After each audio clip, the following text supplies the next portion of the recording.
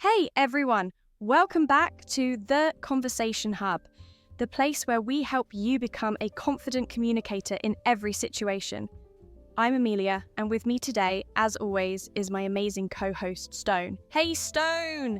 Hey Amelia! Hey everyone! It's great to be here. Today we're diving into a topic that I think makes a lot of people nervous, but we're going to break it down and make it fun, public speaking. Just hearing those words might make some of you want to run and hide, but we promise by the end of this episode you'll feel a lot more confident. Absolutely. Public speaking doesn't have to be terrifying, and today we're going to give you the tools you need to turn that fear into excitement.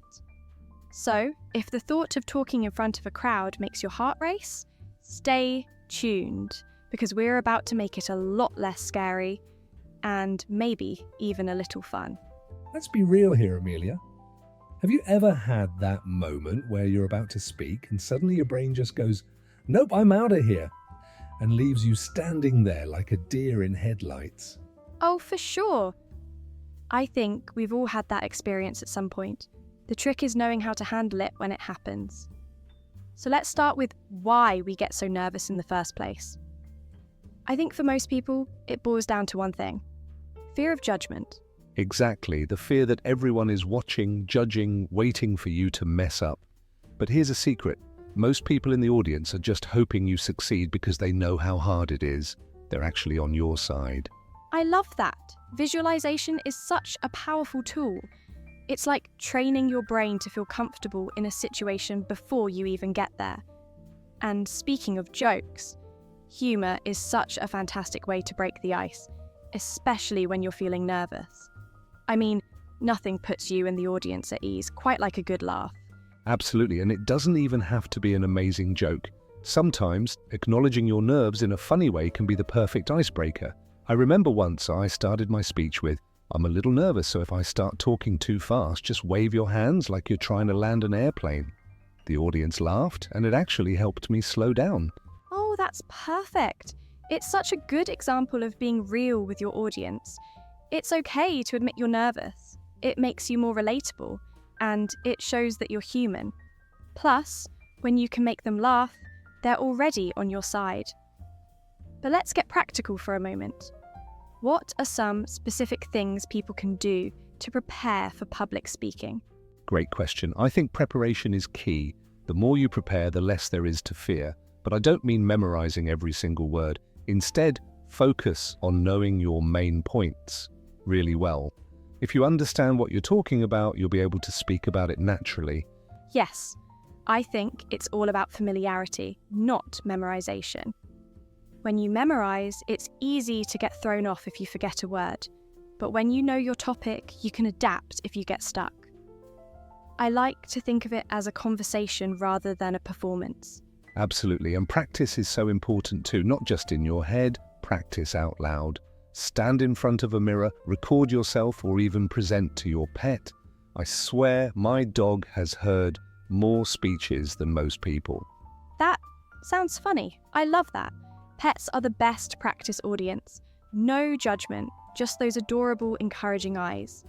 And recording yourself is great because you can catch things you might not notice otherwise, like how often you say, or if you're speaking too quickly. Exactly. And speaking of, let's talk about filler words. Everyone uses them, but the goal is to minimize them so your speech feels more polished. One trick is to take a breath instead of filling the silence with a word like or It makes you sound more confident and it gives you a moment to gather your thoughts. Yes, pausing is so powerful. We often think we need to fill every second, but a well-placed pause can add so much impact. It shows that you're in control, and it gives the audience a moment to absorb what you're saying. Plus, it makes you look super confident, even if you're not feeling it. Totally agree, and let's not forget body language. It's amazing how much your body affects your confidence. If you stand tall, keep your shoulders back and make eye contact, you not only look more confident, but you also start to feel more confident. It's like tricking your brain into being braver than it thinks it is. Oh, absolutely. I'm a big fan of the power pose. Standing with your feet shoulder width apart, hands on your hips, like you're about to save the world. It sounds cheesy, but there's real science behind it. It helps reduce stress and boost confidence. Definitely. And eye contact is huge. I know it can be intimidating, but making eye contact with different people in the audience makes it feel more like a series of one-on-one conversations rather than a big, scary performance. If direct eye contact feels too much, you can always look at people's foreheads. Trust me, they won't know the difference. That's a great tip. And while we're on the topic of tricks, I always tell people to start with a story. Stories are powerful. They capture attention, create connection, and make you feel more comfortable because you're talking about something you know well. Plus, everyone loves a good story. Absolutely. Stories are like magic. They bring people in and make them care. And when you start with something personal, it helps break down the wall between you and the audience. It's no longer you versus them. It's you sharing an experience with them. Exactly. And let's not forget the importance of breathing. When you're nervous, your breath tends to get shallow, which makes you feel even more anxious. Taking deep, slow breaths before you start speaking can help calm your nerves and steady your voice. Deep breathing is a game changer. I like to do the 4-7-8 technique. Breathe in for 4 seconds, hold for 7, and exhale for 8. It really helps to lower anxiety levels. And you know, another thing that helps is getting your body moving before you speak. Shake out your hands, do a little dance, whatever helps you loosen up. Yes, I'm all for the pre-speech dance party. It's about releasing that nervous energy in a fun way. And it's hard to be scared when you're having a little fun, right? Exactly. Speaking of fun, let's not underestimate the power of humor, not just for the audience, but for you as the speaker. If you can make yourself laugh, you'll feel more relaxed. It doesn't have to be a stand-up comedy routine, just something light that makes you feel comfortable. 100%. And even if your joke doesn't land, it's not the end of the world. Just smile and keep going. The audience appreciates the effort and it makes you more relatable. So, Stone, what do you think about handling mistakes during a speech? I think that's something a lot of people worry about. Oh, absolutely. Mistakes are going to happen. Nobody's perfect. The key is how you handle them. If you stumble over a word, just correct yourself and move on. If you forget what you were going to say, take a breath, smile, and keep going. Sometimes I even make a joke out of it, like, well, that thought just packed its bags and left. Let's see if it comes back. I love that. It's all about staying calm and not letting the mistake define the rest of your speech. The audience doesn't care if you're perfect. They care about your message. And if you handle a mistake gracefully, they'll respect you even more. Exactly. And let's talk about engaging with the audience. One of the best ways to get over your fear is to involve the audience. Ask them questions, get them to raise their hands, or even just acknowledge them with a smile or nod. It makes the experience more interactive and less like a monologue. Yes, engagement is key. It turns a speech into a conversation, and that takes a lot of the pressure off you as the speaker. Plus, it keeps the audience interested.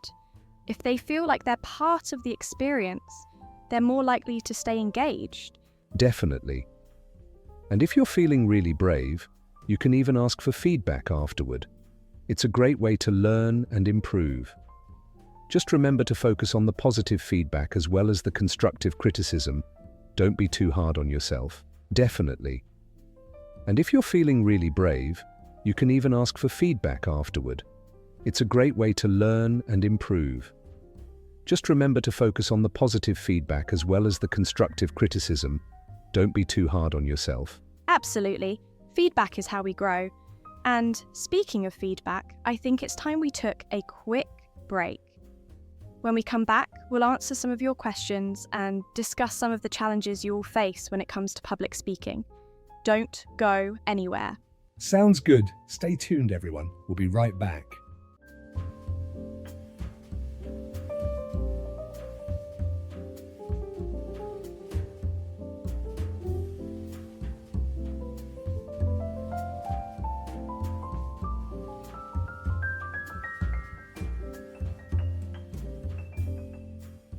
And we're back.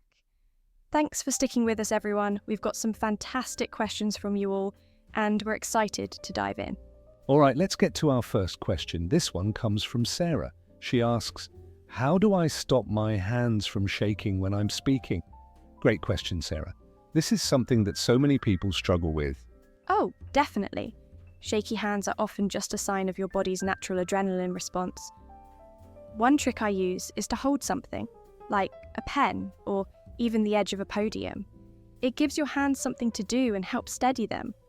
Plus, if you have something to focus on, it can take your mind off the shaking. That's a great tip, Amelia. I also find that using gestures purposefully can help. Instead of trying to keep your hands still, use them to emphasize your points. It makes the shaking less noticeable, and it channels that nervous energy into something productive. Absolutely. And deep breathing really helps too. If you take a few deep breaths before you start speaking, it can help calm your body down and reduce the shaking. Remember, it's all about managing that adrenaline rush. Exactly. And Sarah, just remember, you're not alone. Even experienced speakers deal with shaky hands sometimes. It's all about finding what works for you. Let's move on to our next question. This one's from James. He asks, what should I do if I completely blank out during a speech? Oh, that's a big one, and I think we've all been there at some point. Oh, definitely. Blanking out can feel terrifying, but the key is to stay calm. One technique is to have a backup phrase ready, something like, "Let me take a moment to gather my thoughts." It buys you time without making it obvious that you've blanked. Yes, and having your main points written down on a small card can be a lifesaver. Even just glancing at a keyword can jog your memory and help you get back on track. It's all about giving yourself tools to handle those moments. And don't forget, James, the audience doesn't know what you're planning to say. If you forget something, just move on to the next point, as if it were part of the plan. Most people won't even notice. Exactly. It's all about how you handle it. All right, let's take one more question before we wrap things up. This one comes from Priya. She asks, how can I make my voice sound more confident? Great question, Priya. A lot of confidence comes from how you use your voice. Absolutely. One tip is to practice projecting your voice. Stand tall, take a deep breath, and speak from your diaphragm. It makes your voice sound fuller and more controlled. And remember to vary your pitch. Monotone speaking can make you sound unsure, while varying your tone shows enthusiasm and confidence. That's right. And I'd also suggest practicing pauses. When you pause, it gives your words more weight and shows that you're in control of the pace. It also gives the audience time to absorb what you're saying. Great point, Stone. And Priya, practice really does make perfect. The more you work on it, the more natural it will feel. Thanks for that fantastic question. All right, let's move on and summarize the key takeaways for today's episode. Today, we talked about a lot of great techniques to help you overcome your fear of public speaking. From visualization and deep breathing to using humor and practicing with pets. There are so many ways to make yourself more comfortable. Exactly. We also covered how to handle mistakes, engage with your audience, and use body language to project confidence. Remember, it's not about being perfect. It's about being real, connecting with your audience, and having fun. And don't forget the importance of preparation and practice. The more you practice, the less intimidating it becomes. And remember, every time you speak, it's an opportunity to learn and grow. Thanks so much for joining us today, everyone. We hope you found these tips helpful and maybe even had a few laughs along the way. Remember, confidence comes with practice, and every time you put yourself out there, you're getting better. Absolutely. And if you enjoyed today's episode, please like, subscribe, and leave us a comment with your favorite funny speaking moment or a question you'd like us to cover in the future. Until next time, keep practicing, stay positive, and don't forget, if all else fails, imagine the audience as inflatable dinosaurs. Bye for now, everyone. Bye, everyone.